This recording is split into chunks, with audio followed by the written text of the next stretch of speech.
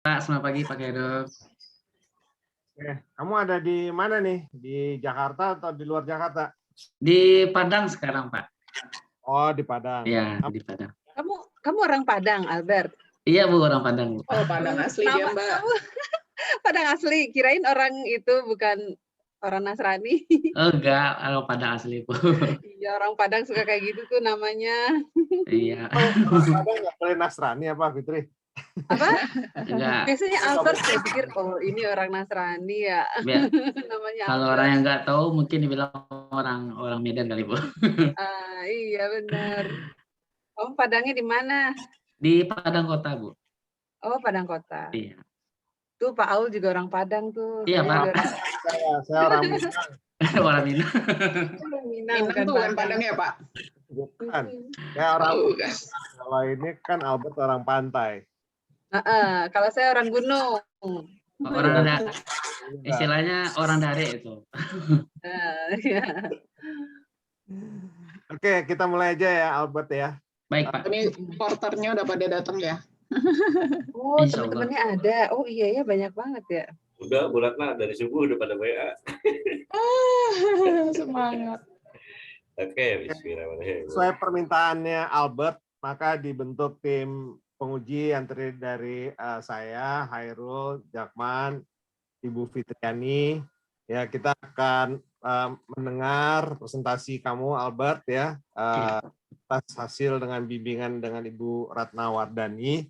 Ya, dan mungkin kita akan memberikan masukan nantinya apabila diperlukan, gitu ya.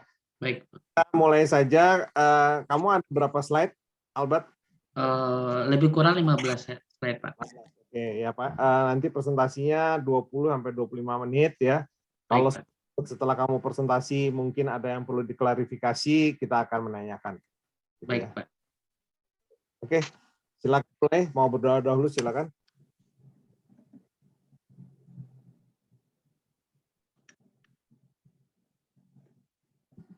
Baik, Pak. Sudah. Oke, silakan. Izin share screen ya, Pak.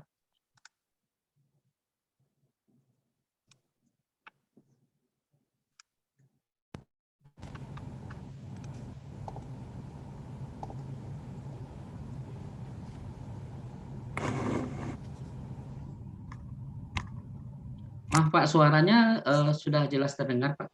Jelas, jelas. Ya. Dari saya jelas. Baik, bismillahirrahmanirrahim. Assalamualaikum warahmatullahi wabarakatuh. Yang terhormat Bapak Ibu dosen pembimbing dan dosen penguji beserta Pak Adi dan juga teman-teman. Pada kesempatan ini saya akan mempresentasikan tesis saya yang berjudul Pengaruh Konsentrasi Kepemilikan dan Kepemimpinan Dewan terhadap pengungkapan tujuan pembangunan berkelanjutan.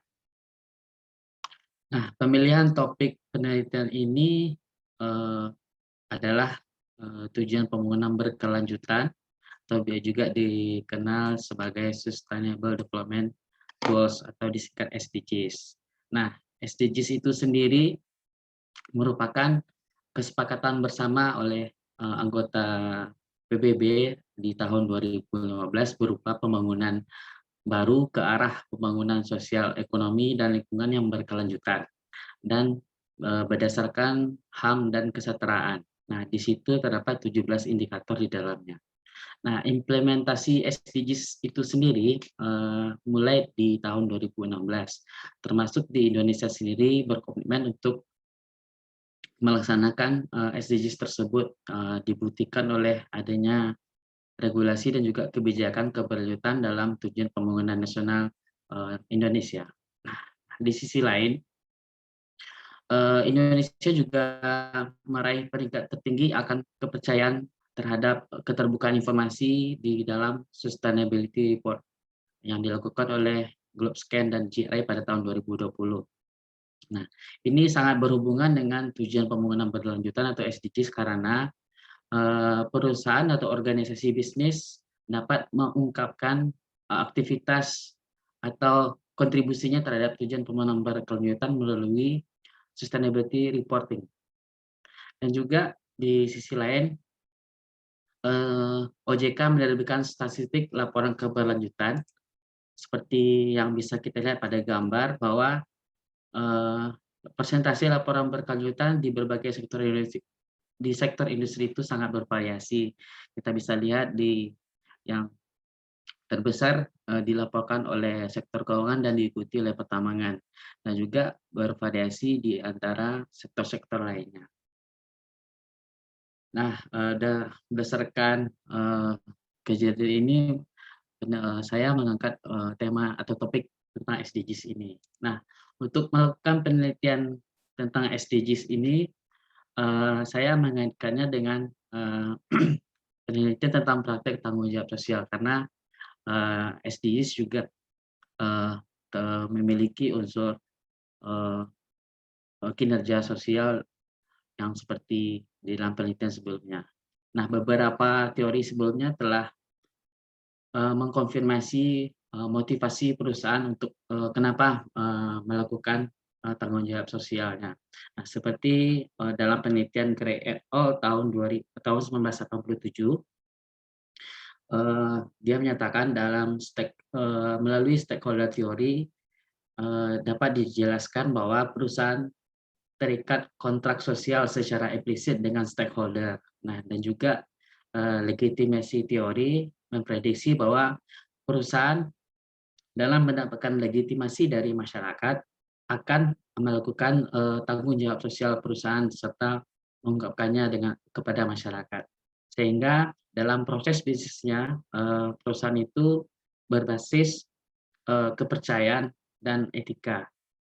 Nah, dan juga ada teori agency teori juga mengkonfirmasi hal ini, bahwa seperti yang Jensen dan McLean ungkapkan, akan diramalkan akan terjadi konflik antara agen dan prinsipal, di mana agen memiliki informasi lebih karena dia melakukan berhubungan langsung dengan aktivitas atau proses bisnis. Nah, di situ akan terjadi asimetri informasi. Nah, untuk mereduksi asimetri informasi ini, pemilik bisa mengatasinya dengan cara pengungkapan perusahaan. Nah, dilihat struktur kepemilikan dari sebuah perusahaan itu dapat menjelaskan masalah tata kelola perusahaan, termasuk di dalamnya keputusan dan kebijakan tentang pengungkapan perusahaan. Nah, kepemilikan terkonsentrasi di dalam sebuah perusahaan, di mana di dalam kondisi tersebut saham dimiliki kontrol yang dominan yang didapatkan melalui jumlah kepemilikan saham akan dianggap lebih memiliki kendali lebih terhadap mengendalikan manajemen menurut Jensen dan McLean tahun 76. Sehingga dengan kontrol yang lebih itu akan dapat juga memaksa manajemen untuk melakukan pengungkapan perusahaan. Terkait dengan hal itu, Jiang tahun 2011 menyelidiki dampak konsentrasi kepemilikan terhadap asimetri informasi yang tergantung pada pengungkapan sukarela di Selandia Baru, dan menemukan hasil bahwa pengungkapan secara signifikan mengurangi risiko asimetri informasi yang terkait dengan konsentrasi kepemilikan. Nah, dan juga di penelitian lainnya terkait dengan keberlanjutan perusahaan, Naciti juga memperoleh hasil bahwa terdapat pengaruh signifikan pimpinan eksekutif perusahaan seperti CEO terhadap kinerja keberlanjutan. Nah, jika dikaitkan kenapa pimpinan eksekutif ini mempengaruhi kinerja keberlanjutan, dilihat dari perspektif stewardship theory, bahwa seorang stewardship CEO itu akan bertindak sejalan dengan kepentingan pemilik. Nah, sehingga bagaimana melihat pengaruh eksekutif tersebut mempengaruhi kinerja keberlanjutan. Nah, dalam hal ini saya mengaitkannya dengan teori upper echelon theory, di mana kinerja perusahaan itu dihasilkan dari keputusan strategis yang diambil oleh eksekutif perusahaan itu sendiri. Nah, dalam mengambil keputusan, Eksekutif itu akan dipengaruhi oleh atribut psikologi yang melekat pada dirinya yang bisa diamati seperti umur, pengalaman, pendidikan, serta karakteristik lainnya.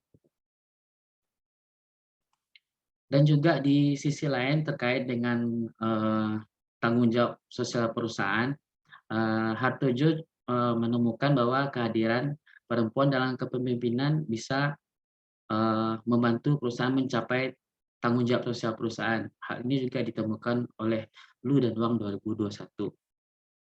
Dan kembali lagi dengan melihat kondisi di Indonesia dengan variasi pelaporan pelaporan berkelanjutan di sektor yang bervariasi. Nah, di sini ada penelitian Robert tahun 92 yang meneliti determinan pengungkapan tanggung jawab sosial. Nah, di situ di dalam penelitiannya berdasarkan stakeholder teori menemukan bahwa tingkat pengungkapan sosial perusahaan itu berhubungan signifikan dengan besarnya kekuasaan pemangku kepentingan dan kinerja ekonomi.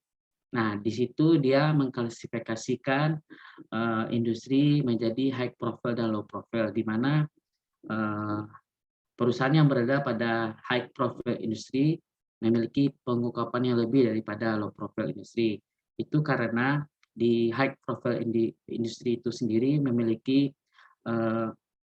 karakteristik yang unik seperti tingkat persaingan yang tinggi, risiko regulasi yang kuat, serta tekanan sosial yang unik. Nah, di penelitian lain juga menemukan seperti Riverte 2009 bahwa ukuran perusahaan dan industri itu mendorong agenda pelaporan tanggung jawab sosial perusahaan. Nah, berdasarkan beberapa poin uraian tersebut, penelitian ini bertujuan untuk menyelidiki bagaimana konsentrasi kepemilikan dan kepemimpinan dewan melalui proksi CEO mempengaruhi pengungkapan tujuan pembangunan berkelanjutan pada laporan berkelanjutan perusahaan, dan apakah pengaruh tersebut berbeda antar tipe industri, yaitu high profile industry dan low profile industry. Nah, diharapkan dalam penelitian ini berkontribusi memperkaya literatur terkait SDGs secara khusus dengan konteks Indonesia, dan juga menambah literatur konsentrasi kepemilikan dan kepemimpinan dewan, dan juga memperkuat beberapa teori ada seperti agency teori dan upper echelon teori. Dan di sisi lain, bagi pemerintah dan regulator diharapkan dengan dalam konteks negara Indonesia yang bahwa regulasi tentang laporan keberlanjutan yang relatif baru, dengan penelitian ini diharapkan dapat memberikan gambaran pencapaian tujuan pembangunan berkelanjutan yang diperankan oleh organisasi bisnis di berbagai industri, sehingga dapat membantu regulator untuk merumuskan atau menjelaskan kebijakan terkait dengan pembangunan nasional yang berkelanjutan. Dan juga penelitian ini juga diharapkan berkontribusi memberikan referensi atau pertimbangan tambahan bagi investor untuk melihat kinerja perusahaan yang dinilai dari kinerja ekonomi, sosial, dan lingkungan. Albert, bisa cepetan nggak Albert? Soalnya jangan dibaca kalau bisa lebih ringkas ya. Baik, Pak. Nah, dalam pengembangan hipotesis yang pertama itu dikerangkai oleh agensi teori terkait dengan kepemilikan terkonsentrasi. Seperti yang dijelaskan bahwa perusahaan akan melakukan pengungkapan perusahaan yang berupa laporan keberlanjutan perusahaan untuk mengatasi asimetri informasi. Nah, kepemilikan terkonsentrasi dengan keadaan dengan jumlah kontrol yang dimiliki melalui hak suara yang dominan akan mempengaruhi manajemen serta memaksa manajemen bisa melakukan pengungkapan laporan berkelanjutan tersebut. Dan juga berdasarkan penelitian yang sebelumnya, sehingga dirumuskan hipotesis yang pertama bahwa kepemilikan terkonsentrasi itu berpengaruh positif terhadap pengungkapan tujuan pembangunan berkelanjutan. Dan untuk hipotesis kepemimpinan Dewan melalui karakteristik CEO dengan kerangka upper echelon theory dan stewardship theory, bahwa kinerja CEO ini bisa dilihat dari atribut psikologinya. Nah,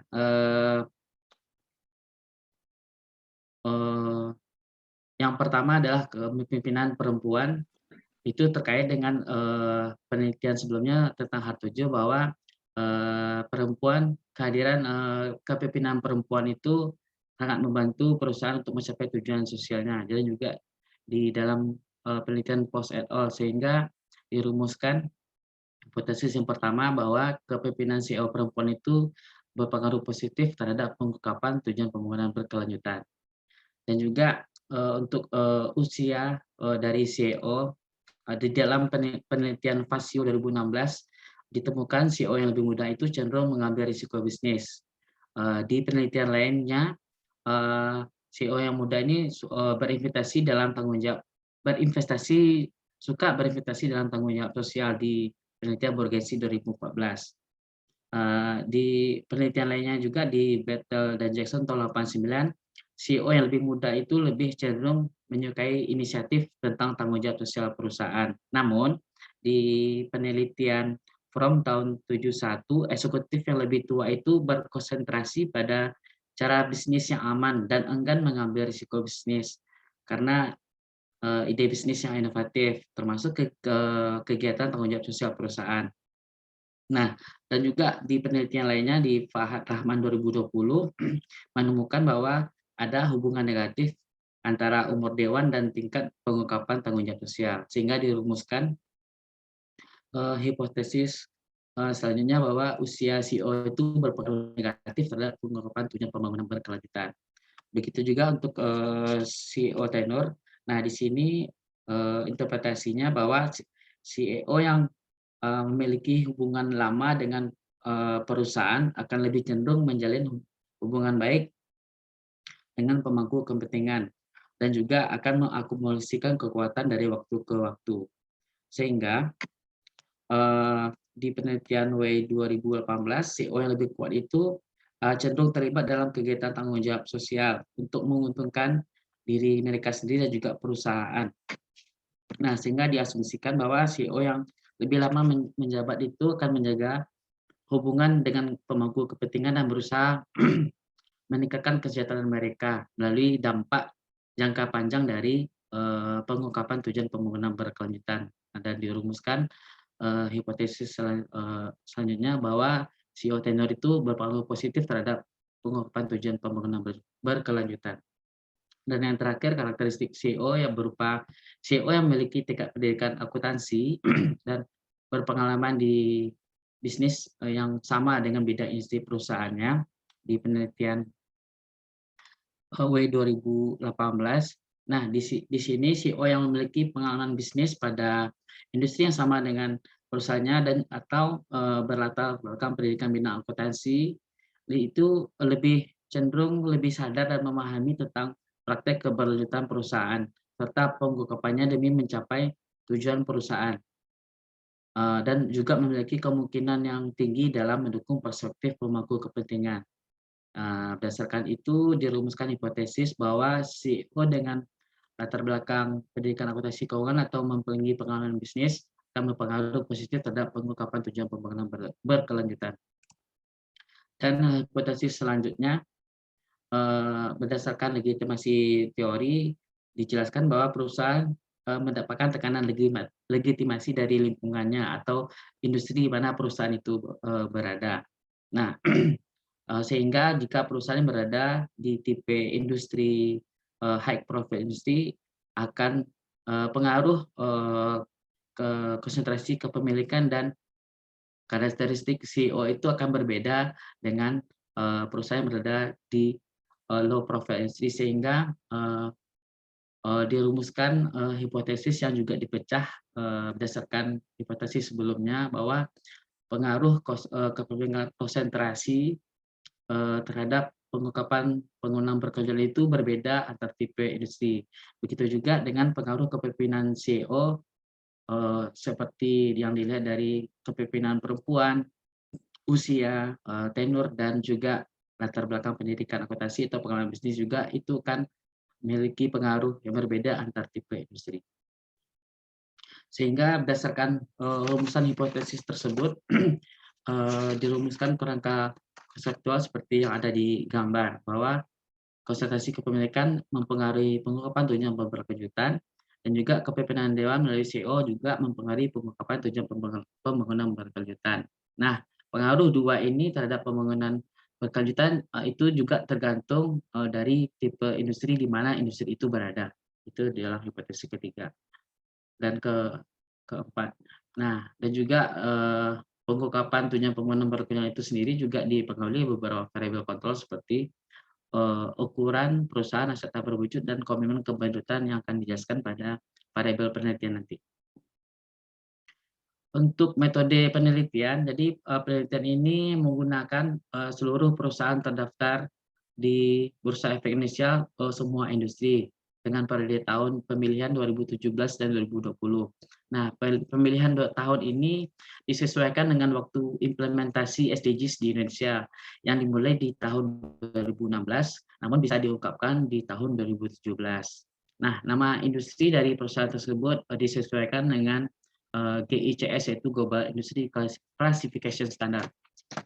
Dan di perusahaan yang termasuk BUMN atau BUMD dikeluarkan karena di situ dimiliki oleh pemerintah yang jumlah kepegawaiannya di atas 50% dan cenderung terkonsentrasi tinggi. Dan juga perusahaan tersebut harus menerbitkan laporan tahunan dan juga menerbitkan laporan keberlanjutan dengan kerangka GRI standar. Nah, dari perusahaan tersebut juga akan dikelompokkan nanti tipe industrinya menggunakan penelitian sebelumnya, yaitu Robert tahun 92 dan Sembering 2006 dikelompokkan menjadi high profile industry dan low profile industry. Dan untuk desain penelitiannya, di penelitian ini menggunakan data panel regresi. Dan untuk menyusun model, nah di dalam penelitian Robert 92 itu menjelaskan bahwa pengungkapan sosial itu berhubungan dengan kepentingan jangka panjang shareholder dan juga aktivitas tanggung jawab sosial masa lampau, sehingga dalam merumuskan model kita bisa lihat bahwa SDGD ini adalah pengungkapan tujuan pembangunan berkelanjutan pada tahun T itu merupakan dipengaruhi oleh beberapa variabel ya pada tahun sebelumnya, ya, seperti konsentrasi pada tahun T-1. Nah, untuk menyelidiki pengaruh tipe industri berupa moderasi dummy tipe industri sebelumnya telah dilakukan. Nah, karena di saat memoderasi tipe industri dengan beberapa variabel yang juga dummy, ditemukan hasil yang omit dan juga terindikasi multikoleritas yang tinggi, sehingga untuk menguji pengaruh tipe industri di dalam penelitian ini dilakukan dengan model yang sama namun menggunakan pendekatan subsampel high profile industri dan low profile industri. Nah, untuk tipe industri itu sendiri bisa kita lihat di sebelah kiri merupakan pembagian sektor industri berdasarkan GICS. Nah, di sebelah kanan high profile dan low profile ini merupakan diambil dari penelitian Robert dan Sembering. Nah, untuk variabel dependen dalam penelitian ini adalah indeks pembangunan tujuan pembangunan berkelanjutan atau SDGs. Nah, ini dilakukan dalam beberapa tahap. Yang pertama itu dilakukan mapping indikator SDGs. Nah, seperti dalam hal ini GRI mengeluarkan mapping yang menjelaskan GRI yang menghubungkan standar GRI dengan SDGs. Nah, dari tabel ini misalnya untuk SDGs yang pertama itu diwakili oleh beberapa GRI standar. Misal dicontohkan untuk SDGs yang pertama itu SDGs non poverty itu diwakili oleh 7 GRI standar. Nah, setelah itu dan begitu juga untuk standar SDGs 2 sampai 17. Nah, JRI yang diungkapkan diberi skor 1 dan 0 untuk sebaliknya. Nah, tahap yang kedua, setelah melakukan mapping ini dilakukan dijumlahkan. Nah, jumlah pada tahap pertama tadi dibagi dengan JRI standar yang mengukur masing-masing SDGs. Nah, seperti yang kita lihat, misalnya contoh untuk SDGs yang pertama, untuk SDGs yang no poverty itu, jika perusahaan hanya mengungkapkan 3 JRI saja, maka skor untuk SDGs yang pertama itu adalah 3 dibagi 7. Nah, langkah yang sama juga dilakukan untuk SDG selanjutnya. Dan yang ketiga itu adalah menyesuaikan hasil skor di tahap kedua itu dengan jumlah pengungkapan topik material. Kenapa dilakukan penyesuaian? Karena di dalam perusahaan, dalam pemilihan GRI standar, perusahaan itu terdapat pilihan core option atau comprehensive option dalam memilih GRI standar. Sedangkan di dalam sampel perusahaan ini kebanyakan menggunakan opsi core option yang hanya menyajikan GRI yang relevan dengan perusahaan, sehingga pengungkapan GRI standar itu sendiri sangat tergantung pada jumlah topik material yang dipilih. Makanya disesuaikan dengan pengungkapan topik material, yaitu dengan mencari proporsi topik material. Nah, di dalam GRI terdapat 80 topik material. Nah, jika perusahaan hanya mau, sebagai contoh untuk menghitung proporsi ini, misalnya dalam perusahaan hanya mengungkapkan 22 topik material saja, berarti proporsi topik material ini adalah 22 dibagi 80 sebesar 0,28. Dan yang terakhir, tahap terakhir yaitu menghitung indeks SDGs itu dengan cara jumlah tahap kedua tadi dikalikan proporsi topik material yang kita hitung tadi. Dan selanjutnya untuk variabel independen, konsentrasi kepemilikan mengikuti penelitian sebelumnya, itu Jiang et al. Dengan formula adalah mengkuadratkan persentase saham 5 pemegang saham terbesar teratas. Dan untuk kepemimpinan dewan melalui karakter CEO itu dengan kerangka upper echelon theory yang dilihat dari gender CEO, yaitu variabel dummy. 20 menit Pak Albert. Iya Pak, baik, mungkin langsung ke bagian hasil Pak. Dari hasil seleksi sampel dielemensi sesuai dengan kriteria penelitian yang didapatkan dengan sampel akhir sebesar 67 yang terdiri dari 46 high profile dan 21 perusahaan di low profile. Dan juga dilihat laporan keberlanjutan yang diterbitkan. Tidak setiap perusahaan menerbitkan laporan keberlanjutan tiap tahunnya, sehingga data yang didapatkan unbalanced data panel dengan observasi pengamatan jumlah observasi final sebesar 150 tahun dan 150 perusahaan dan tahun. Nah, dari pengungkapan SDGs yang dilakukan oleh perusahaan berdasarkan tipe industri, dilihat ada perbedaan pengungkapan pada high profile dan low profile industri ini sesuai dengan penelitian sebelumnya, dan juga diuji secara statistik menggunakan sampel t-test, memang menunjukkan adanya perbedaan SDGs tersebut. Nah, untuk hasil dari pengujian hipotesis menggunakan fixed effect. Nah, untuk hipotesis yang pertama itu ditemukan bahwa konsentrasi kepemilikan itu berpengaruh signifikan terhadap tujuan pembangunan berkelanjutan. Ini sejalan dengan penelitian sebelumnya, dan juga membuktikan perspektif agency teori bahwa asimetri informasi dapat dicegah melalui pengungkapan berkelanjutan. Dan beberapa karakter CEO yang lainnya tidak terbukti, hanya atribut psikologi umur yang terbukti berpengaruh signifikan terhadap pengungkapan tujuan berkelanjutan. Nah, untuk variabel kontrol sendiri, ukuran perusahaan, intangible asset dan komitmen keberlanjutan itu terbukti berpengaruh. Itu sejalan dengan penelitian sebelumnya pada Robert Rosati dan Van der Waal. Sedangkan untuk pengujian menggunakan subsampel, nah ditemukan konsentrasi pembukaan itu hanya berpengaruh pada high profile saja.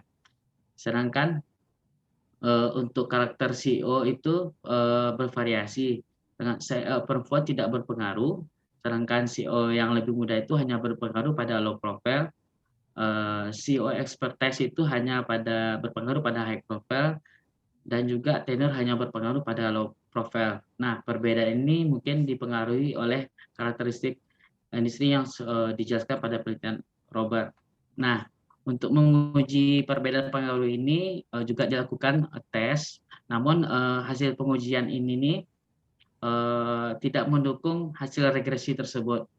Nah, kan untuk mencari perbedaan pengaruh konsentrasi variabel ini terhadap pengungkapan tujuan pembangunan berkelanjutan di antara sampel itu menggunakan menguji koefisien regresi, dan hasilnya tidak menunjukkan pengaruh yang sama dan tidak mendukung hasil regresi subsampel. Nah, di kesimpulan sesuai dengan tujuan penelitian dapat disimpulkan bahwa perusahaan dengan kepemilikan terkonsentrasi dan memiliki CEO yang lebih muda itu berpengaruh dalam pengungkapan tujuan berkelanjutan. Nah, dengan mempertimbangkan ukuran perusahaan, aset berwujud, dan juga komitmen keberlanjutan dari shareholder berupa external assurance. Dan juga tentang tipe industri tersebut. Ya. Baik, Pak. Kita langsung aja deh ke ini ya, yang klarifikasi atau masukan. Bu Fitri mau mulai duluan? Ya, boleh Pak. Ya baik, Albert ya, tadi Ya, Bu Fitri. sudah mendengarkan presentasinya begitu ya. Tapi Ya, di awal banget ya, saya lihat di paper ini nggak ada tabel perbandingan antar penelitian-penelitian sebelumnya, itu nggak ada bikin tabelnya ya. Riset sebelumnya itu apa aja kan, biasanya itu dia tentang apa, topiknya apa gitu ya. Kemudian ya yang tentang SDGs ini gitu ya. Kemudian hasilnya gimana gitu, biasanya suka bikin tabel. di tabelnya ada, Bu, cuman di dalam kertas kerja penelitian saja, Bu, nggak dimasukin dalam ini, Bu. Ada beberapa penelitian sebelumnya seperti Rosati Varia, ada di kertas kerja sendiri, Bu, cuman nggak dituangkan kertas kerjanya dalam. Albert, kertas kerjanya Iya, Bu. Albert. Iya, Bu. Oh iya. Kalau bisa sih di dalam tesisnya dimasukin, tapi ketika untuk paper mungkin boleh masuk boleh enggak gitu. Nah, kamu punya tabel atau gini ya, udah jelasin bedanya penelitian ini dengan penelitian sebelumnya yang deket-deket mana? Nah, tadi kan punya PPT ya, PPT yang mana tuh? Jadi kontribusinya dari penelitian ini adalah di mana itu? Bedanya dengan sebelumnya. Ada penelitian tentang SDGs ini. Kamu bisa share screen lagi, yang tadi share screen.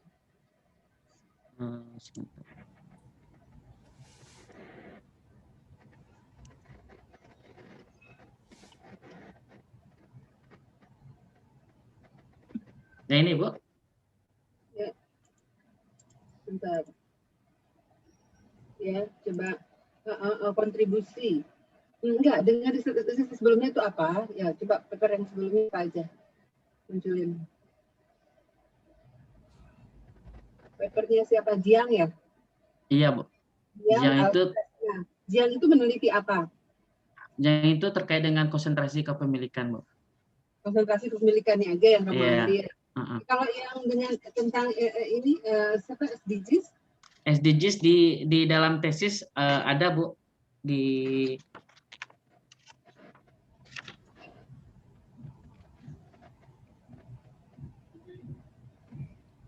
pada halaman kedua, Bu, itu di penelitian di halaman kedua ada penelitian Rosati dan Varia itu telah meneliti tentang pengungkapan tujuan pembangunan berkelanjutan, cuman di situ tidak secara mendalam, seperti bilang, dan juga ada penelitian Gunawan itu dia membahas determinan pelaporan tujuan pembangunan berkelanjutan. Nah, di situ dia menemukan memetakan SDGs mana yang bisa yang dilakukan oleh beberapa perusahaan dalam sampai penelitiannya, Bu. Ya, kalau ada tabel itu kan lebih enak ya melihatnya. Coba, tadi kalau Jiang hanya konsentrasi, kemudian Nasiti pengaruh pimpinan terhadap kinerja keberlanjutan. Iya. Kinerja keberlanjutan dengan SDGs Goal sama nggak? Bisa dikaitkan, Bu, karena tujuan pembangunan berkelanjutan itu sangat berkaitan dengan keberlanjutan perusahaan, Bu, karena di situ ada memuat kinerja ekonomi, sosial, dan lingkungan. Terus ada paper siapa lagi yang deket banget sama topik kamu di mana? Terus bedanya di mana? Paper apa yang mirip, yang dekat, dan kamu bedanya di mana?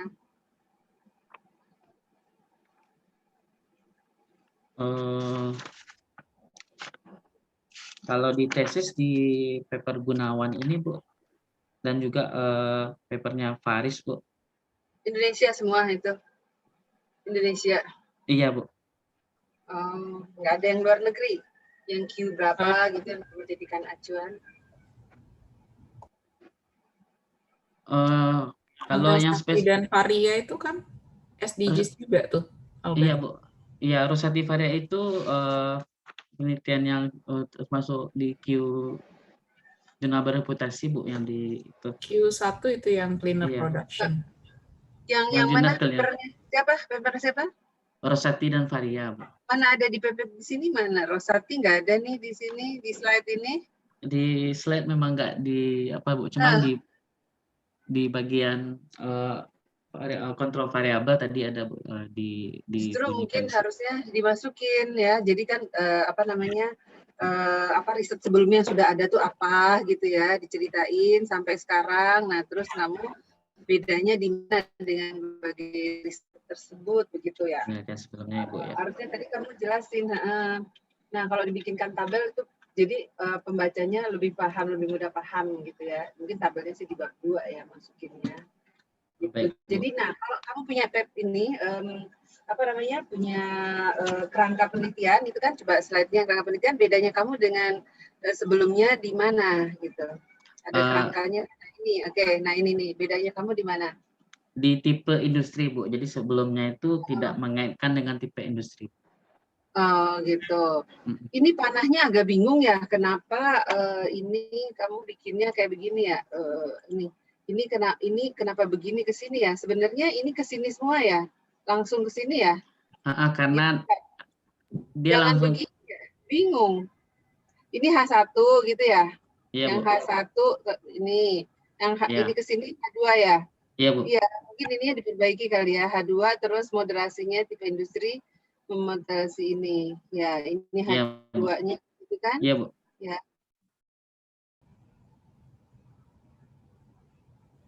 Iya, Bu. Halo? Halo? Halo? Bu Fitri nge-freeze nih.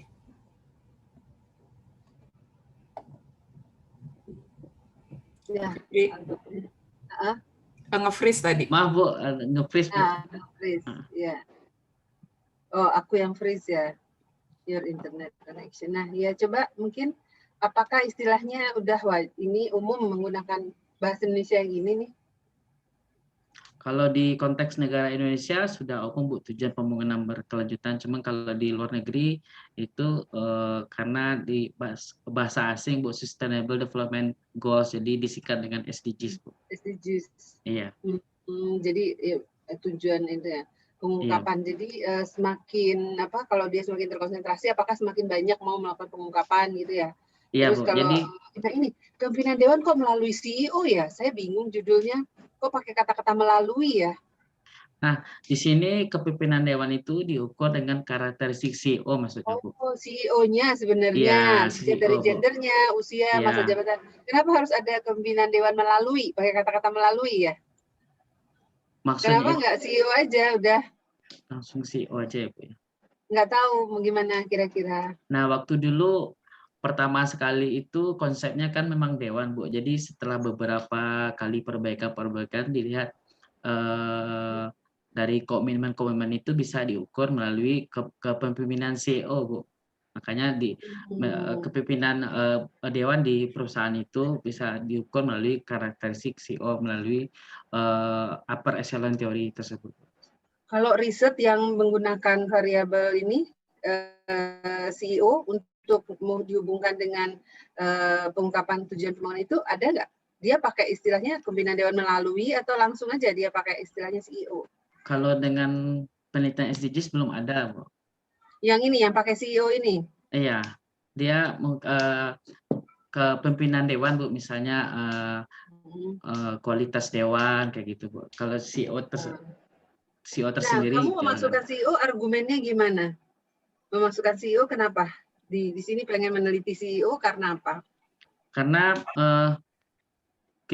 kinerja keberlanjutan yang seperti di penelitian sebelumnya itu tuh dipengaruhi oleh kepemimpinan CEO, Bu, dan juga dari perspektif stewardship theory. Kepemimpinan. Nah, tapi Dedi sebenarnya ini kan ini dilihatnya gendernya CEO, umurnya, masa Iya. jabatan, dan expertise. Kalau kepemimpinan itu beda apa enggak ya? Kepemimpinan itu gimana kemampuan dia memimpin gitu ya kalau kepemimpinan ya. Iya. Saya Jadi ini itu. Nah, ini padahal yang diukur enggak di kepemimpinannya ya, diukurnya gender, usia, iya. masa jabatan. Nah, Gimana? kalau dari upper echelon theory itu mengatakan, Bu, bahwa kinerja perusahaan itu merupakan hasil kumulasi dari keputusan eksekutif perusahaan. Nah, eksekutif perusahaan itu dalam mengambil keputusannya itu dipengaruhi oleh atribut psikologi dari dirinya gitu, Bu, yang bisa diamati seperti gender. Makanya diangkat tema seperti itu, Bu, diukur dari karakteristik CEO berupa gender, usia, masa jabatan, dan expertise. Gitu. Kalau dari upper echelon theory, Bu. Nah, saya nggak tahu ini pakai istilah yang ini nih atau ada diganti dengan istilah yang lain. Pimpinan dewan melalui CEO kepanjangan nggak ya? Apa CEO aja langsung gitu? Atau pimpinan dewan dalam kurung CEO pakai kata melalui jadinya agak ini nggak ya? Bingung gitu. Baik, Bu. Atau langsung pada karakteristik CEO gitu ya? Benar, karakteristik CEO, iya betul. Karakteristik. Nah, tapi sebelumnya dikasih pengantar dulu gitu ya, pengantar bahwa CEO ini kan pimpinan dewan itu ada banyak macam-macam gitu ya, salah satunya CEO gitu. Nah, tapi kenapa milih CEO, kenapa enggak yang lain-lain ikutan? Misalnya ini kan apa lagi yang lain itu siapa sih ini kayaknya komisarisnya gitu-gitu ya? Ya, Bu. Kenapa CEO yang dipilih, diteliti di sini? Nah, itu perlu dimasukin di pendahuluan ya, sepertinya. Kenapa CEO yang dipilih ya, Bu? Ya, oke, baik, Bu. Kenapa? Kenapa? Jawabannya apa? Nah, waktu beberapa perbaikan sebelumnya, Bu, memang mengarah ke dewan. Nah, setelah waktu itu mengukur komitmen, nah di situ buntu, Bu, jadi nggak ada ide. Jadi mencari beberapa literatur. Nah, di situ untuk CEO sendiri jarang digunakan yang dikaitkan dengan pengungkapan tujuan pembangunan berkelanjutan ini, Bu. Tapi kamu harus masukin. Kenapa kamu masukin CEO? Bagaimana perannya CEO dalam pengungkapan tujuan pembangunan berkelanjutan? Gitu. Apa? Coba jawabannya gimana?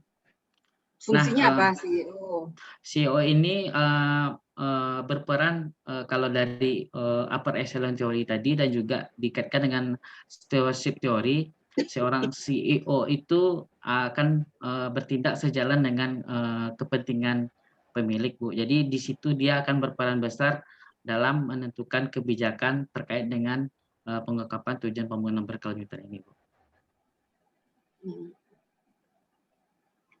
Kenapa sih ini nggak diteliti? Kenapa CEO aja sih? Siapa namanya? Selain CEO, siapa lagi sih di dalam kepemimpinan dewan? Komisaris, Bu. Komisaris. Terus ada lagi nggak?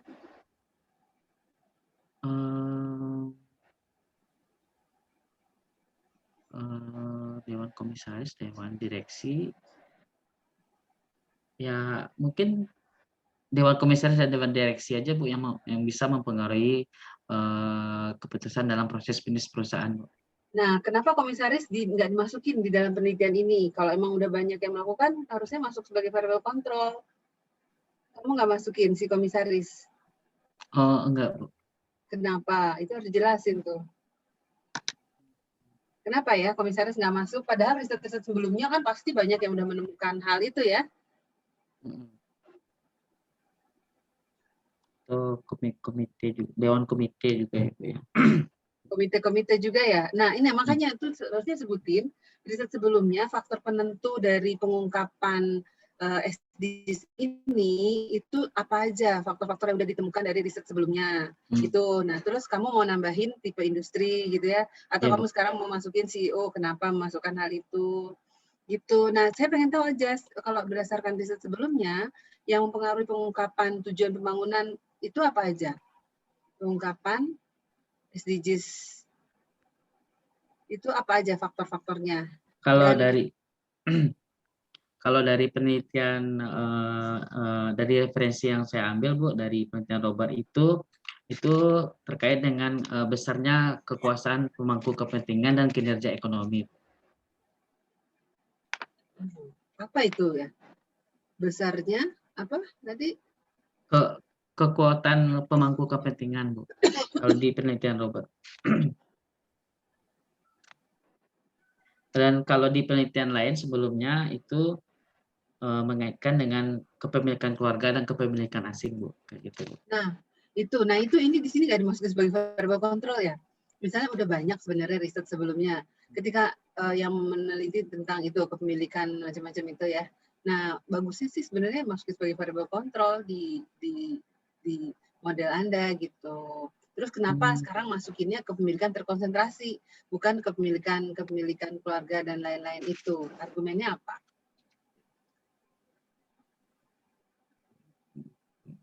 Ya, karena di penelitian sebelumnya juga telah menemukan hasil di kepemilikan keluarga dan kepemilikan asing, makanya dicari bentuk kepemilikan lainnya berupa kepemilikan terkonsentrasi Bu. Itu ditemukan di penelitian Gunawan 2020 Bu, serta penelitian Paris 2020 Bu. Nah, itu kan yang namanya variable control itu adalah apa? Variable yang memang sudah sering udah ditemukan dari riset sebelumnya. Ketika kamu nggak masukin itu sebagai variable control, bisa aja hasilnya jadi berbeda loh kalau ketika kamu masukin. Nah, harusnya masukin ya. Kenapa nggak dimasukkan? Dituliskan di paper ya. Kenapa nggak kamu masukin tentang kepemilikan keluarga gitu-gitu, atau ya kamu tambahin variable itu, terserah yang mana. Kalau nggak masukin alasannya apa gitu kan. Jadi harusnya di awal kan kamu sebutin nih pengungkapan tujuan pembangunan yang udah meneliti mengenai itu risetnya apa aja gitu kan. Faktor-faktor yang penentu pengungkapan itu A, B, C, D, E gitu ya. Nah terus sekarang saya ingin meneliti variabel yang baru nih di sini. Nah terus kenapa kamu nggak masukin variabel-variabel yang sebelumnya itu ya, perlu dimasukin. Terus kenapa memasukkan variabel yang baru ini, argumennya apa begitu. Rasanya di pendahuluan harusnya seperti itu begitu ya. Baik Bu. Kalau untuk penelitian sebelumnya ada dimasukin Bu, cuma argumennya mungkin perlu diperbaiki.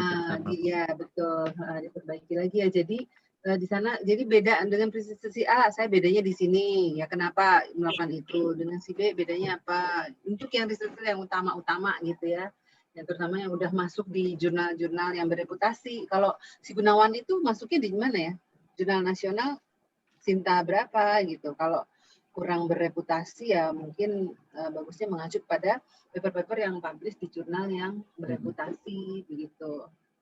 Ya. Baik Bu. Jadi terus selanjutnya ya tadi ini ya tentang si komisaris ya atau dewan-dewan itu apakah ditambahin variabel masuk sebagai variabel kontrol atau bagaimana ya, nanti didiskusikan lagi ya dengan pembimbing. Baik Bu. Terus kalau hipotesa ya tadi jadi kontribusi penelitian, manfaatnya kamu meneliti ini buat apa ya?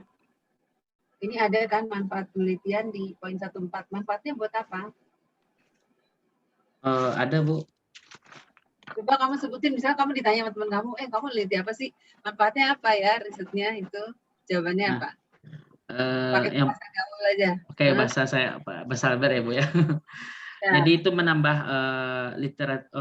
berkontribusi menambah literatur terkait dengan SDGs Bu di dalam konteks Indonesia Bu, yang dikaitkan dengan konsentrasi kepemilikan dan juga kepemimpinan CEO, dan juga nanti hasilnya juga akan membantu pemerintah dengan adanya gambaran pengungkapan tujuan pembangunan berkelanjutan yang diperankan oleh berbagai sektor industri Bu. Jadi dengan hasil ini bisa memberikan referensi bagi regulator untuk menyusun kebijakan atau menyesuaikan kebijakan pembangunan nasional nantinya.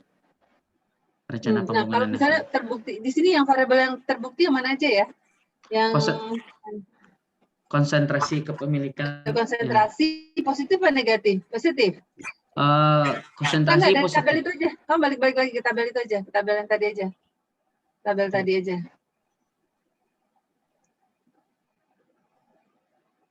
Nah, ini positif ya? Ini. Ya, ini positif, Bu. Kan. Terus Positif. kalau pimpinan dewan? Pimpinan dewan hanya usia, Bu.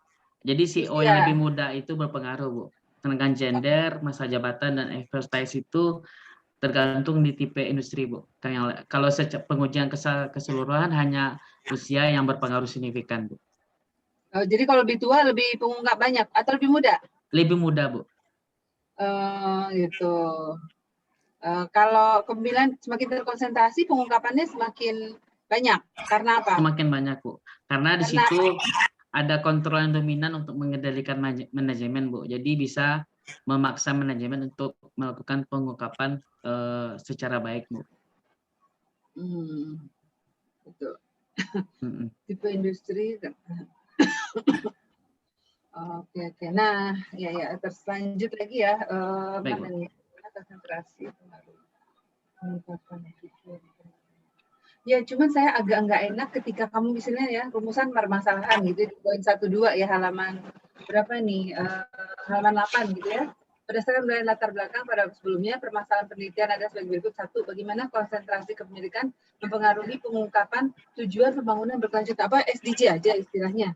Nggak usah pakai bahasa Indonesia itu. Jadi pengungkapan tujuan bingung ya.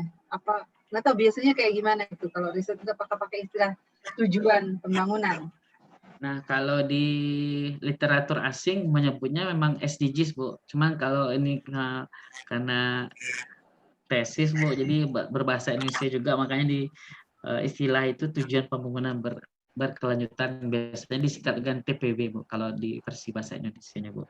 Oh, PPB. Iya, TPB, tujuan pembangunan berkelanjutan. Iya, atau pakai bahasa Inggris aja istilahnya lebih enak kali ya. Nggak tahu deh, nanti didiskusikan aja gitu ya. Baik, Bu. Nah, terus kalau teorinya, teori yang digunakan ada beberapa ya di sini ya. Teori legitimasi, apa hubungan teori legitimasi dengan model ini? Jadi gimana? Teori legitimasi mengembangkan untuk hipotesa keberapa? Teori legitimasi teori itu menjelaskan motivasi perusahaan melakukan pengungkapan tujuan pembangunan berkelanjutan, Bu. Jadi gimana? Jadi perusahaan itu akan dipengaruhi oleh di mana lingkungannya berada. Misalnya dia di industri yang mengelola sumber daya, berarti di situ akan ada legitimasi dari masyarakat sekitar, Bu. Jadi untuk mengatasi legitimasi dari masyarakat tersebut, dia akan melakukan tanggung jawab sosial berupa dan juga mengungkapkannya melalui laporan keberlanjutan. Itu menjelaskan untuk pengungkapan tujuan SDGs ini, Bu. Pengungkapan SDGs. Untuk konsentrasi kepemilikan itu berdasarkan agensi teori, dan untuk kepemilikan kepemimpinan dewan melalui karakteristik CEO ini itu berdasarkan upper echelon teori dan juga stewardship teori, Bu. Jadi kalau untuk legitimasi teori sama stakeholder teori itu menjelaskan motivasi perusahaan terkait pengungkapan SDGs ini, Bu. Oke. Ya, lanjut lagi hipotesa ya. Hipotesanya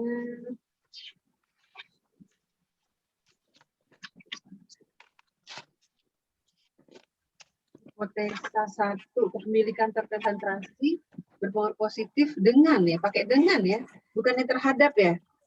Maksudnya H1. terhadap Bu itu Bu. Terhadap, iya, Itu. terhadap ya pengungkapan itu Terhadap Bu. pada.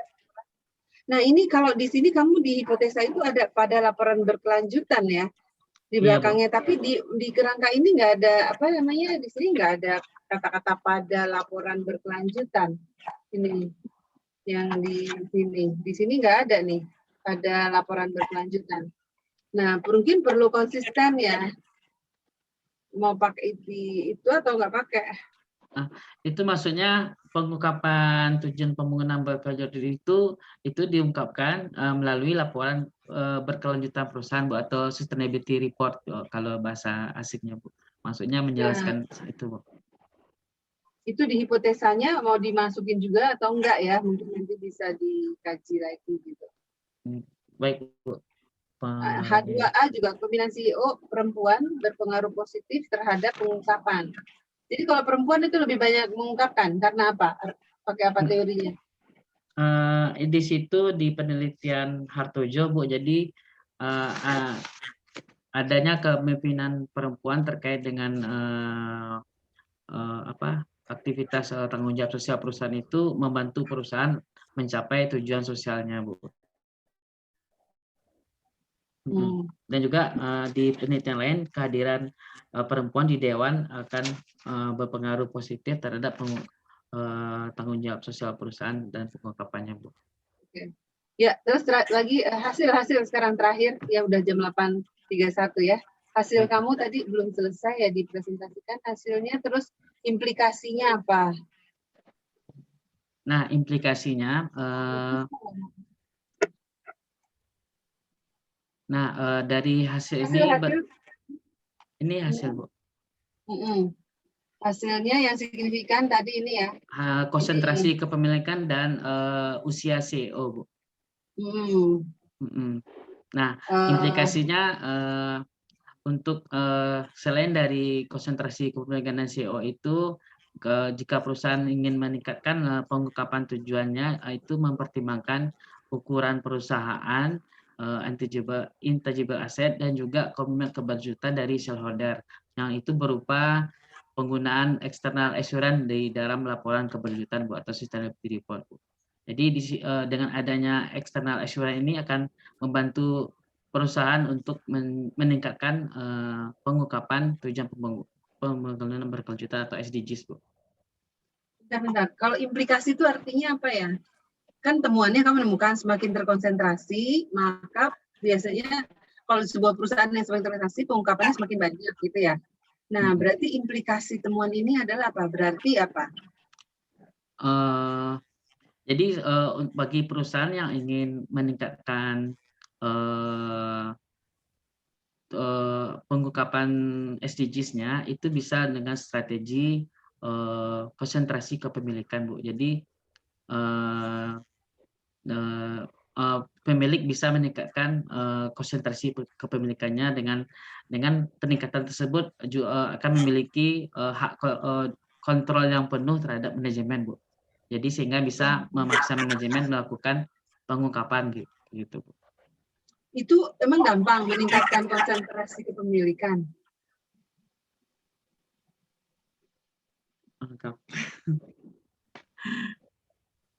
Meningkatkan konsentrasi memang gampang. Berarti kan harus nambah jumlah saham segala macam begitu. Nah, tujuan kamu meneliti konsentrasi ini untuk apa ya? Kan kamu mesti variabel konsentrasi terhadap tingkat pengungkapan. Nah, terus kamu udah nemuin hasil, terus so what dengan temuan itu gitu. Itu kan nanti akan masuk di abstraknya ya dan di kesimpulan. Kamu kenapa pengen meneliti pengaruh konsentrasi terhadap tingkat pengungkapan? Jadi kebanyakan perusahaan kebetulan dari sampel juga mengarah ke kepemilikan terkonsentrasi, tapi di level yang berbeda, Bu. Misalnya ada konsentrasi sebesar di atas 50%, di atas 70%. Nah, dari konsentrasi tersebut mungkin memiliki pengaruh yang berbeda-beda terhadap pengungkapan tujuan pembangunan berkelanjutan ini, Bu. Itu yang dilihat, Bu. Jadi semakin besar level konsentrasinya, apakah semakin besar untuk meningkatkan pengungkapan SDGs-nya itu, Bu. Kenapa semakin dia terkonsentrasi, semakin banyak dia mau memberikan pengungkapan? Sebenarnya bagi perusahaan memberikan pengungkapan SDG ini manfaatnya apa atau kerugiannya apa? Kalau di sini Kak, kan mengaitkannya kan dengan motivasi perusahaan itu, Bu, yang stakeholder dan legitimasi teori, Bu. Nah, dengan perspektif itu pemilik ingin mempertahankan kelangsungan hidup perusahaannya dengan melakukan pengungkapan dan praktek tanggung jawab sosial, Bu. Nah, dan juga ingin mencegah asimetri informasi, Bu, karena di situ manajemen atau CEO itu memiliki lebih banyak informasi, Bu. Kalau jika dilakukan pengungkapan perusahaan melalui pengungkapan SDGs ini, Bu, di dalam laporan keberlanjutan itu selain dari informasi kuantitatif, juga ada informasi tambahan berupa narasi. Nah, di situ dengan tambahan informasi tersebut bisa mengatasi asimetri informasi yang akibat dari melalui perspektif agensi teori, seperti itu, Bu. Kalau dia semakin banyak pengungkapan SDG, harga sahamnya tambah naik gitu atau gimana? Enggak sampai meniti ke kenaikan saham. harga saham. Iya, Bu, nggak sampai ke situ, Bu. Nah, terus kenapa berbeda? Ya kan hasilnya ternyata berbeda antara perusahaan yang high profile dan low profile. Kenapa beda hasilnya? Nah, kenapa variabelnya yang berbeda, yang disebutkan itu berbeda? Nah, karena kalau menurut penelitian si Robert itu, Bu, kalau perusahaan yang berada pada high profile industri tersebut, itu tuh memiliki tingkat persaingan yang tinggi, Bu, dan juga memiliki tekanan sosial yang unik dibandingkan dengan perusahaan yang berada pada low profile, Bu.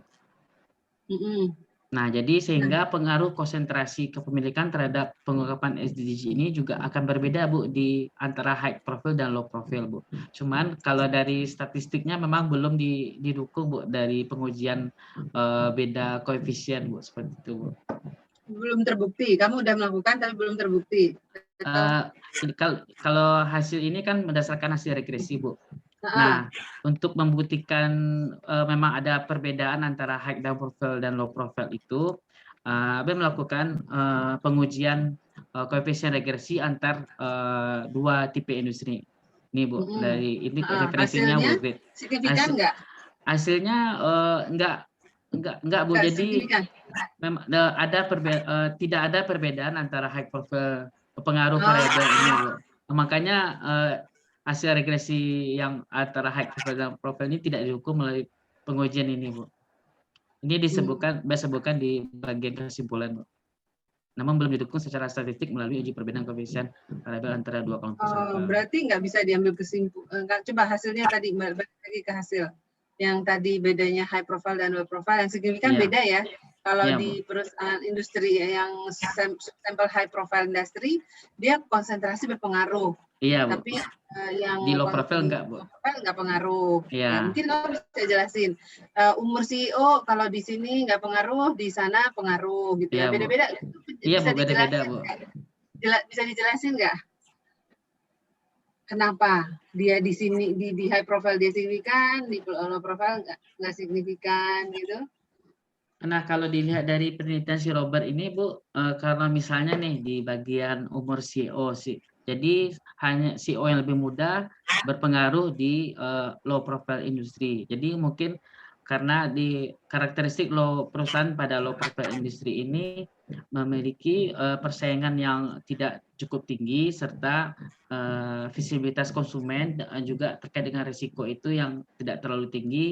Berarti hanya dibutuhkan CEO yang lebih muda, Bu, berbeda dengan high profile yang membutuhkan CEO yang lebih tua yang lebih banyak pengalaman, Bu, seperti itu, Bu. Kalau Itu konsentrasi kenapa nggak signifikan di low profile? itu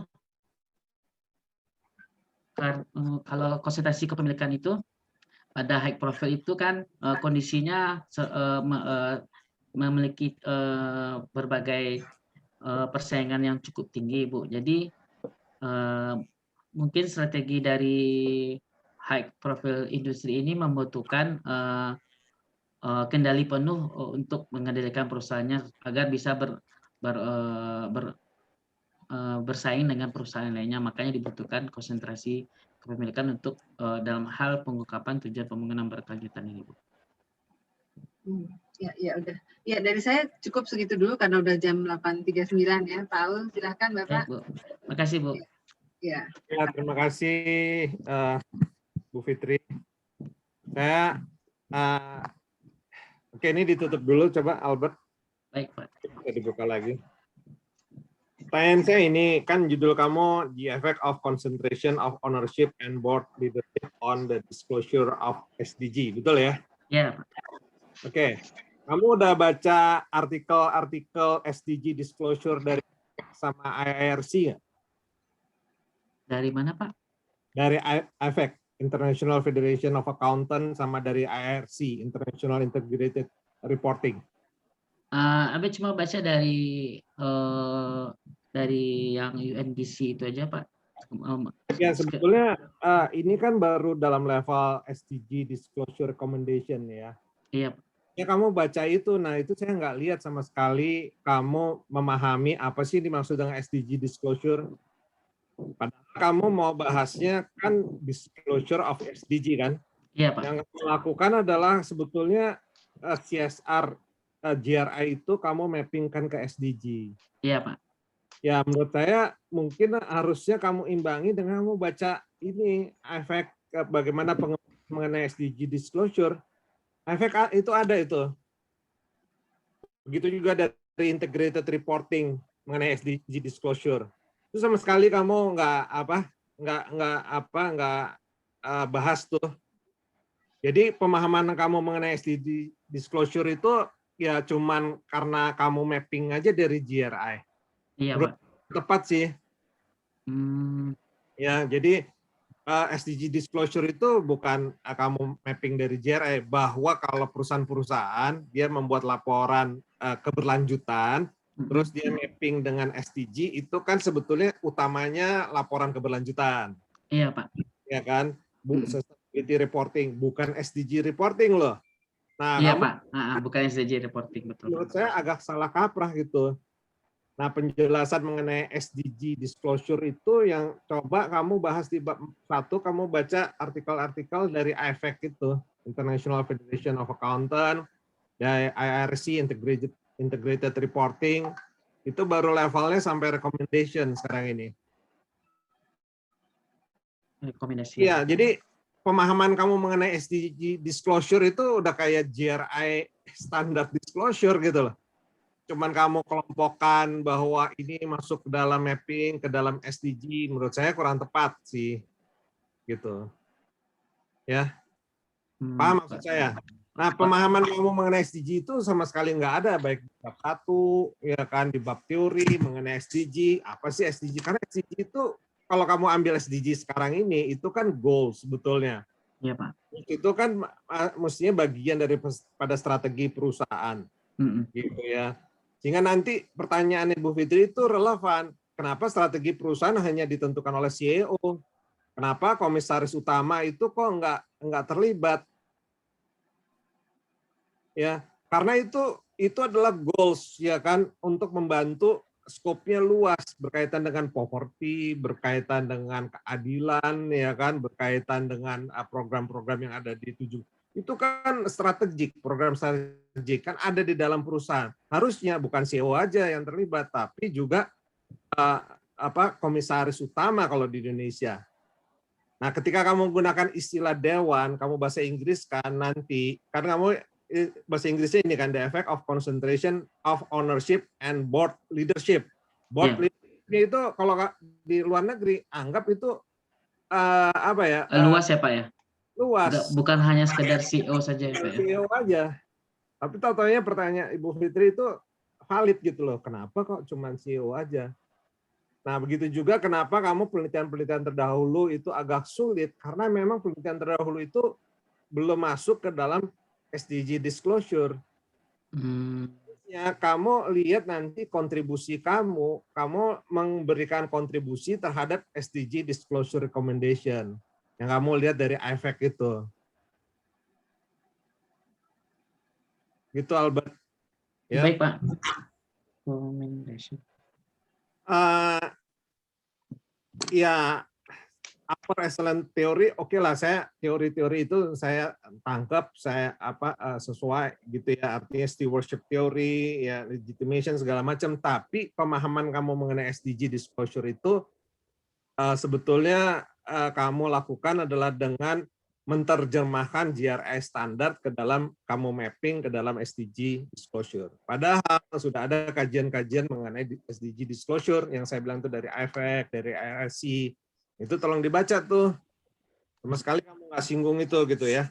Baik Pak. Sehingga kamu bisa menjawab kenapa penelitian ini penting ketika kamu udah baca yang dari IFAC itu. Kalau saya lihat di bab 1, saya nggak lihat kenapa pentingnya penelitian kamu ini. Gitu juga tadi ditanya sama Bu Fitri, apa sih pentingnya kamu melakukan penelitian ini gitu loh. Saya nggak melihat gitu dari bab 1. Pentingnya apa sih? Kamu cuman berdasarkan teori-teori yang ada, upper excellent theory, stewardship theory, agency theory. Terus kenapa? Padahal tujuannya bukan agency theory mungkin.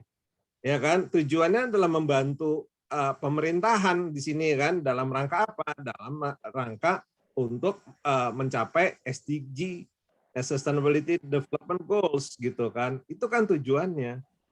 Di mana ya tujuannya lebih luas daripada agency theory, karena kalau kamu pakai agency theory itu artinya kan agency problem antara investor sama manajer.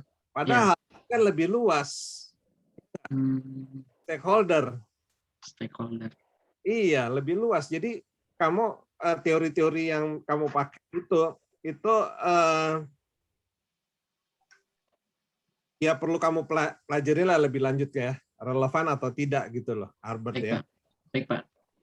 Salah satu trigger yang saya lihat di bab 1 itu adalah dengan pengungkapan CSR yang menurut OJK itu adalah banyakkan perusahaan-perusahaan kecil ya gitu ya. Iya Pak.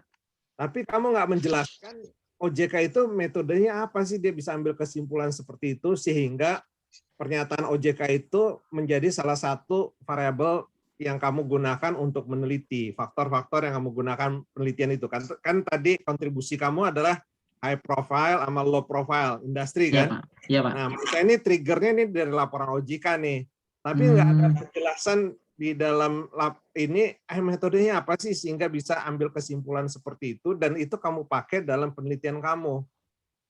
Mestinya ada interpretasi dari OJK ini ya Pak ya, dijelaskan seperti apa mereka Iya, artinya kenapa kesimpulannya seperti itu. Itu yang nggak kamu elaborasi sehingga berdasarkan itu kamu gunakan sebagai faktor di dalam menentukan SDG disclosure. Itu kontribusi utama kamu, tapi nggak dielaborasi gitu loh, Albert. Ya, kamu cuma ambil begitu aja, ada pernyataan dari OJK, tapi apa sih kamu nggak gali lagi itu laporan atau kamu analisis sebetulnya laporan OJK itu, ya? Elaborasi lagi ya Pak ya dari OJK ini Pak. Iya, sehingga kamu jelas ya. Nah, kamu hasil penelitian itu kamu bilang bahwa kontribusinya adalah memahami bagaimana SDG disclosure pada berbagai jenis industri. Padahal kamu nggak lakukan penelitian berbagai jenis industri kan? Kamu cuma high profile sama low profile. Mungkin kontribusinya juga kamu harus apa ya? Harus jelas ya, konkretkan lah apa yang kamu teliti itu mau anggap sebagai Halo? Iya. Halo Pak. Di dalam kontribusi itu juga strategi perusahaan untuk SDG kamu sebut-sebut seperti itu. Padahal kamu nggak uji strategi perusahaan. Di dalam kontribusi itu kamu singgung juga mengenai strategi perusahaan untuk SDG. Ada kan kata-kata itu? Iya, ya? Ada Pak. Padahal kan kamu nggak uji jadi bagaimana itu bisa menjadi kontribusi kamu gitu loh, strategi perusahaan. Kamu kan hanya menguji disclosure-nya saja. Itu Iya, Pak. pun disclosure-nya berkumpulan dari GRI gitu loh. Nah, ini kontribusinya agak kurang relevan ketika kamu bilang bahwa ya kontribusinya kaitannya dengan strategi perusahaan untuk SDG gitu ya. Jadi tolong diperhatikan.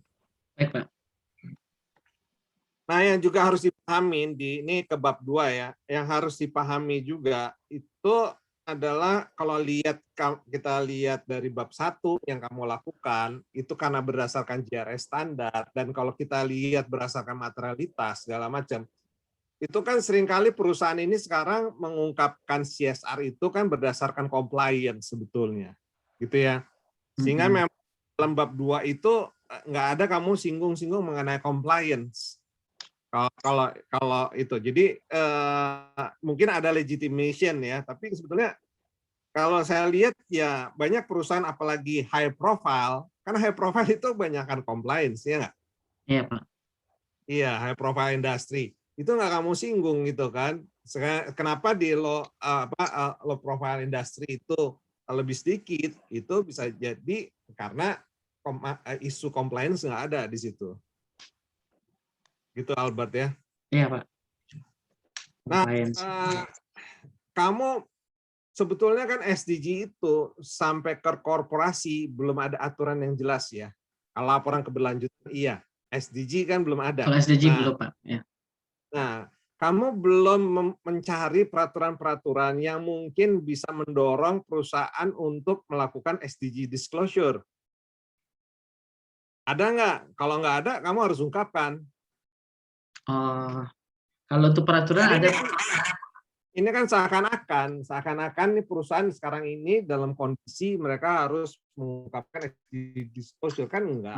Berarti nanti dimasukkan regulasi yang ada terkait dengan SDGs ini ya Pak. Kalau Iya, di sekitar keuangan ada Pak POJK tentang, tapi itu tentang laporan keberlanjutan Pak. Bukan kan? SDGs ya Pak ya. Bukan SDGs Iya. ya, betul. Nah, pertanyaan saya, isu SDG ini kenapa kamu tarik ke perusahaan SDG disclosure, padahal di dunia masih bentuknya recommendation. Ngerti nggak? Iya Pak. Jadi kamu udah lebih in advance, nggak apa-apa sih, tapi harus kamu beri alasan ya kenapa kamu bisa in advance penelitian kamu dibandingkan yang lain ya. Karena ini artinya memberikan masukan terhadap efek. Itu yang saya harapkan sih sebetulnya. Ya kan, apa sih yang harus diungkapkan di dalam efek itu gitu kan. Kalau kamu masukin tadi karakteristik dari kepemimpinan, berarti kan itu komitmen dari kepemimpinan, ya bagian dari tata kelola. Sebetulnya bukan leadership harusnya, ya kan? Ya bagian dari tata kelola yang bentuknya adalah komitmen kepemimpinan dalam menerapkan goals yang ada dalam SDGs gitu. Jadi saya ngelihatnya sih seperti itu gitu loh. Ya, dia bagian daripada satu, karena kita bicara strategi kan di sini. Ya enggak. Jadi kepemimpinan itu bagian dari pencapaian strategi budaya gitu, yang budaya atau apa kan kepemimpinan ya. Nah, itu yang kamu nggak singgung sama sekali gitu ya. Jadi kamu harus bisa menjelaskan, nggak kelihatan juga dalam paper kamu bedanya peran SDG perusahaan dengan negara gitu loh. Apa sih bedanya gitu loh? Iya kan? Taunya kamu nulis mengenai SDG disclosure gitu. Jadi saya belum nangkep filosofi SDG perusahaan itu apa gitu loh. Cuma kamu bilang aja, ini SDG disclosure. Metodenya adalah dengan mengumpulkan mapping faktor-faktor yang ada di GRI dimasukin, ada 7, ada berapa segala macam, kalau memenuhi itu kan metode dalam perhitungan kamu gitu ya. Iya Pak. Nah, dalam metode perhitungan kamu itu juga yang jadi pertanyaan saya adalah satu mengenai materialitas gitu loh. Kenapa kamu menganggap bahwa 80-nya adalah materialitas yang harus dilakukan oleh perusahaan, sehingga kalau perusahaan hanya melakukan 22 maka dia hanya persentasenya sedikit. Padahal yang diharapkan adalah di dalam hal ini sekarang ini bukan menerapkan 80-80-nya, tapi perusahaan punya program. Programnya ada 1 sampai 17, mana yang dipilih oleh perusahaan? Apakah 1, 4, 7, apakah 2, 5, 10? Saya kalau bicara sama perusahaan mengenai program bagaimana pencapaian SDG, saya tanya adalah sebetulnya mereka mau mencapai program yang mana? Bukan 80-80 yang kamu anggap materialitas yang harus dilaksanakan oleh perusahaan gitu loh. Ya. Sebelumnya perhitungan skor itu beberapa kali revisi Pak. Jadi hasil dari sidang seminar proposal juga FRA Pak. Jadi di situ arahan dari beberapa dosen dan juga ini patut dipertimbangkan karena tidak pengungkapan GRI di perusahaan itu bermacam-macam Pak, karena di situ ada core option dan comprehensive option Pak. Makanya di situ dimasukin pertimbangan pengungkapan jumlah topik material Pak. Ya, saya setuju, tapi materialitas dalam SDG itu nggak harus 17-17-nya. Jadi misalnya gini, dia menerapkan 1 dari 17, misalnya yang SDG nomor 1. Bukan berarti dia prestasinya 1/17 loh. Ya kan? Karena nggak ada satu perusahaan pun yang sanggup mengerjakan 17-17-nya. Atau kamu bilang sekarang 80, kamu turunkan gitu ya, jadi sub goals ya, jadi sub goals gitu ya. Nggak pernah akan ada perusahaan yang bisa sampai 80. Ya kan? Itu kalau kamu bicara. Izin Pak Aul. Ya. Mungkin izin aja ya, ini yang Albert lakukan ini kan memang ya ini udah kita perdebatkan dan kita bahas cukup panjang ya Albert ya. Iya Bu. Jadi sebenarnya dia mengalihkan dengan proporsi topik material itu justru untuk mengcounter argumen bahwa semakin banyak topik material yang dimasukin perusahaan berarti pengungkapannya akan semakin baik gitu, karena perusahaan kan boleh memilih topik material apa yang memang relevan buat dia, seperti yang tadi Pak Au sampaikan, dia boleh memilih program-program andalannya gitulah ya. Nah tapi kan ada perusahaan yang mengungkapkan semakin banyak gitu ya, topik material yang diungkapkan semakin banyak. Nah, sebenarnya dengan mengalihkan proporsi itu, kalau menurut pendapat saya ya, justru kita menurunkan gitu ya skalanya, artinya tidak kalau 80-80-nya dia ungkapkan gitu, itu kan nggak mungkin. Tapi kan semakin banyak dia mengungkapkan, memang skornya jadi semakin tinggi gitu. Jadi sebenarnya mengalihkan itu untuk memastikan bahwa ya kita men-scale dengan jumlah yang dia ungkapin gitu sih Pak. Kalau ya menurut saya itu kan pendekatan ya. Pendekatan harus ada penjelasan dari Albert ya, bahwa memang masalah materialitas itu bukan sesuatu yang sifatnya mereka perusahaan harus menerapkan ke semuanya, sehingga persentase itu bisa jadi bias menurut saya gitu ya. Kalau kita menerapkan penerapan itu secara rigid, itu kan bisa jadi bias. Itu mungkin harus dijadi catatan atau keterbatasan kali ya. Karena ini kan kalau kita bicara SDG, itu levelnya sebetulnya kan makro ya. Bicara poverty, bicara lingkungan, segala macam.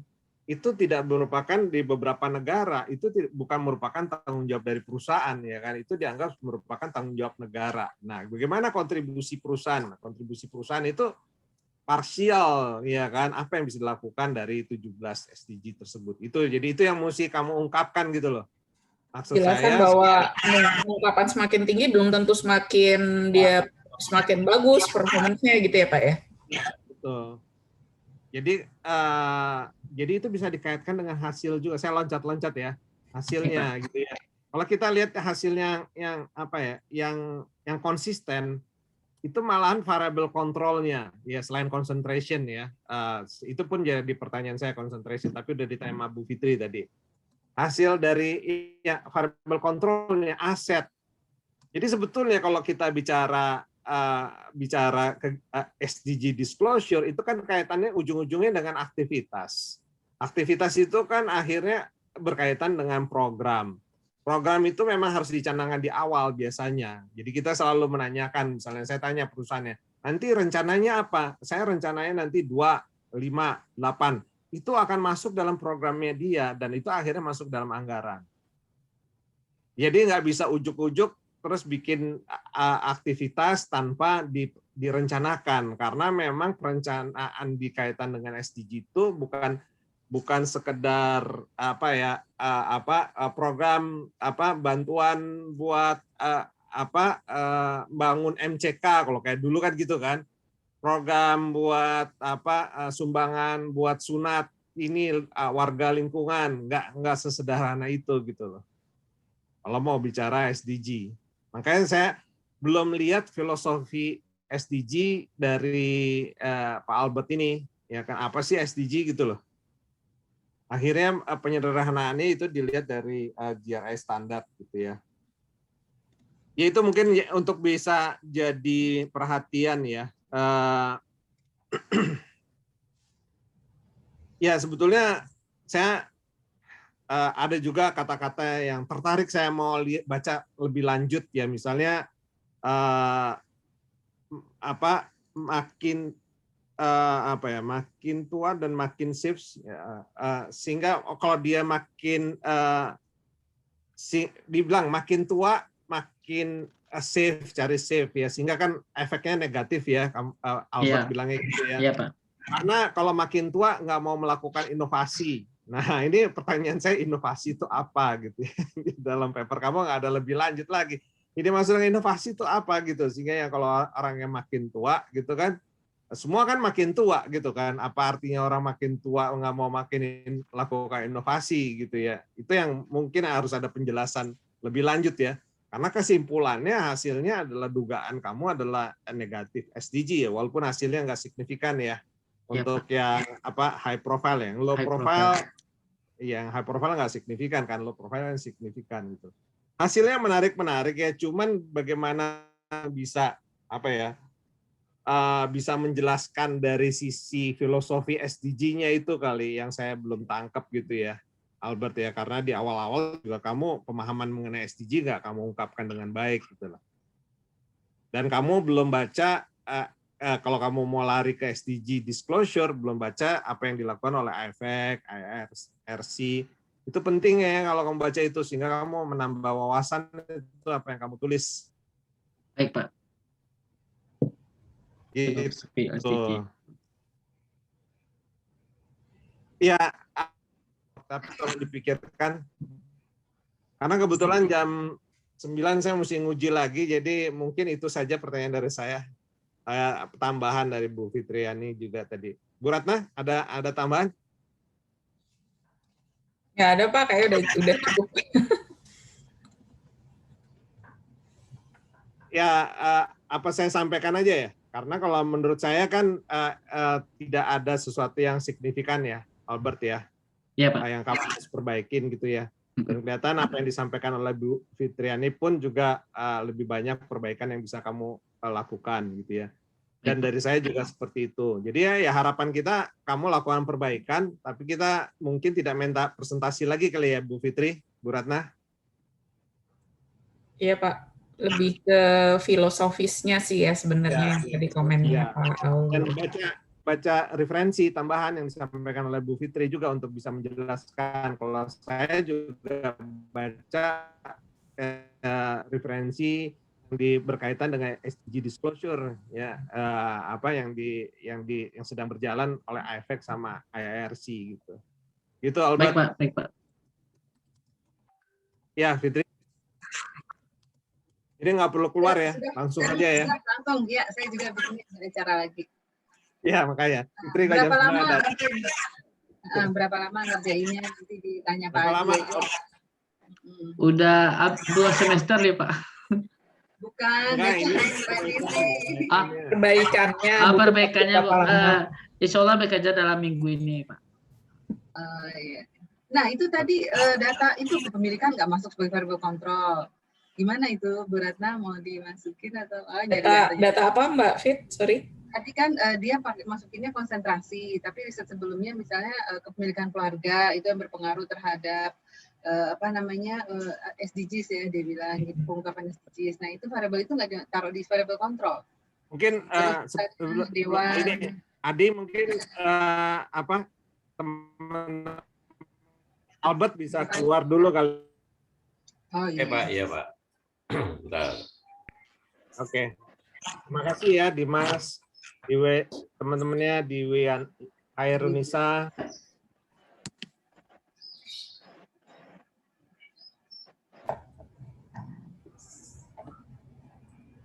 Albertnya tetap gak usah dikeluarin.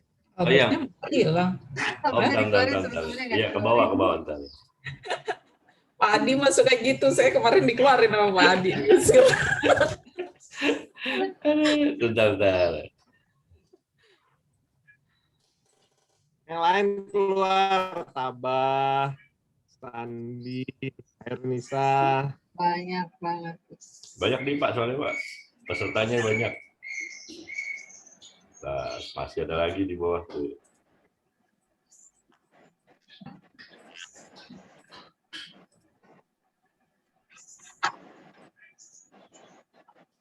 Mungkin diskusi dulu kali ya, kalau sarannya Mbak Fitri tadi terkait dengan nambah variabel kontrol, berarti kan mesti nambah data ya Mbak?